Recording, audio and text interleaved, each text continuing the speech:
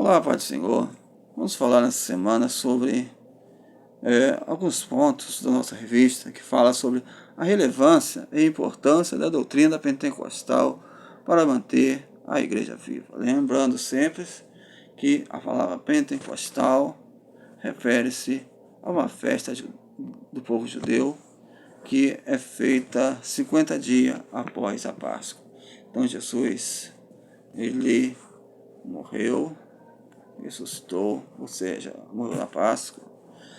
E após esses 50 dias, depois da Páscoa, havia a festa do Pentecoste, que era 50 dias após a Páscoa. E foi nesse dia que houve o derramamento do Espírito.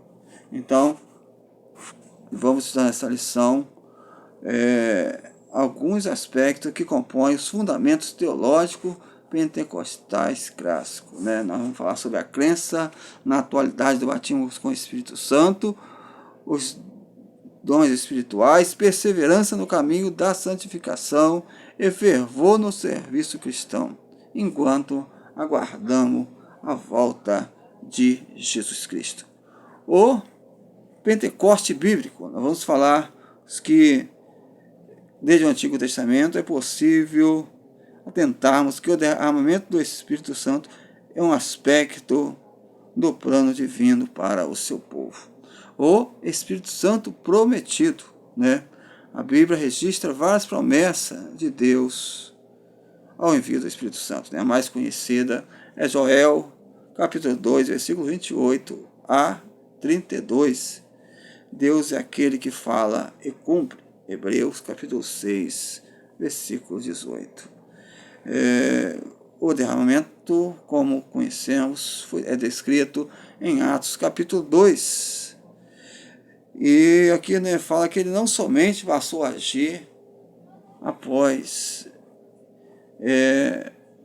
o derramamento do Espírito. Já vimos registrada na Bíblia várias passagens falando sobre a descida ou a pessoa do Espírito Santo agindo. Nós vemos Gênesis 1:2.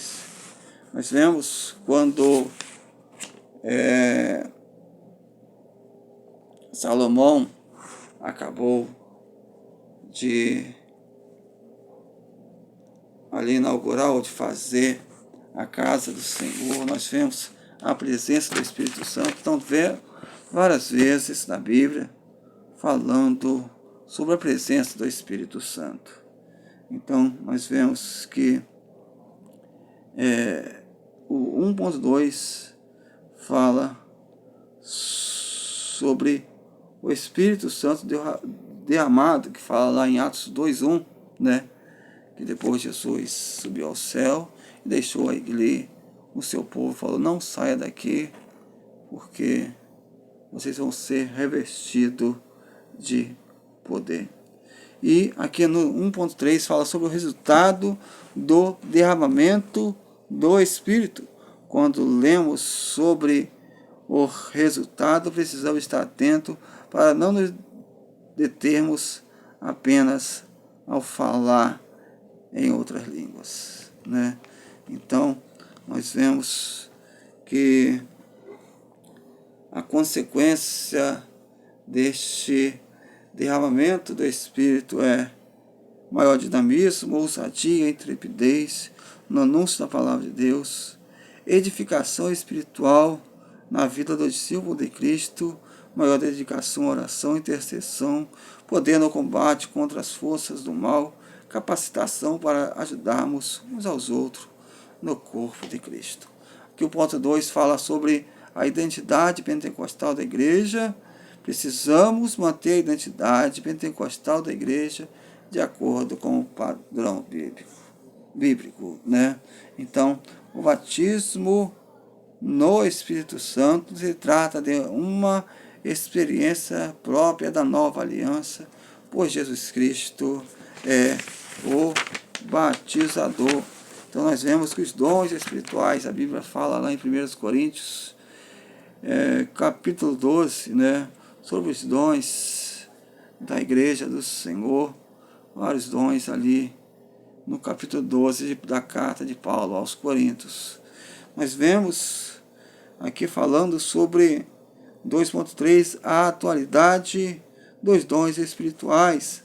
Ainda há os que acreditam que a manifestação dos dons espirituais, principalmente ao relacionado aos 1 Coríntios 12, cessarão após a conclusão do canão do Novo Testamento e no fim do que era da era apostólica. Contudo, não há base bíblica para a defesa desta linha de pensamento. Então, nós vemos que há essa discussão entre os pentecostais e os não pentecostais. Algumas igrejas sérias, mas ela não crê que eles creem que houve ali o derramamento de língua, mas não crê que há ainda nos dias de hoje. Então, há essa discordância. E aqui no ponto 3 chama mantendo a chama pentecostal. Viver em santidade. Então, como aqui ele trouxe um comentário do pastor Leiva Bacalão, que afirmou: enquanto o mundo evolui para o pecado, a igreja deve evoluir para a santidade. A razão para o crescimento da igreja neste século está na ação do Espírito Santo e na vida de santidade. Não pode haver uma coisa sem a outra. Então nós vemos que o crente verdadeiro, separado para Deus, além de experimentar uma nova vida, deve viver uma vida de total santificação. 1 Tessalonicenses 5:23 fala: corpo, alma e espírito irrepreensíveis até a volta de Jesus. Vivendo dessa forma, o pecado não tem mais domínio sobre nós. Viver no Espírito é o maior desafio para o crente.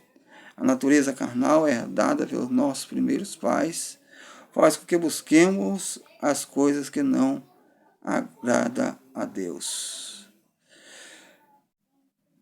Porquanto a igreja, o homem e a mulher que aceitou o Senhor como Senhor, o Salvador, como Senhor da sua vida, torna-se nova criatura pelo processo salvífico, ou seja, a redenção. Jesus, ele nos comprou. Entretanto, elas precisam viver no Espírito para ter um relacionamento espiritual e perseverança com Deus. Portanto, para viver no Espírito é preciso ter o Espírito Santo dentro de si, ser guiado pelo Espírito, ser cheio do Espírito Santo de Deus. Então nós vemos que fizemos aqui um resumo do que a revista, alguns assuntos da nossa lição. E é claro que o Pentecoste não é apenas o falar em língua. É claro que hoje nós vemos muitas pessoas que se dizem batizadas com o Espírito Santo e não têm uma vida de santidade. E nós não vemos base bíblica para isso. Não vemos base bíblica para dizer que uma pessoa batizada com o Espírito Santo, ela continua a viver em pecado. Para que uma pessoa que é batizada no Espírito Santo tenha o seu falar de forma vulgar, venha viver com seus trajes de forma vulgar.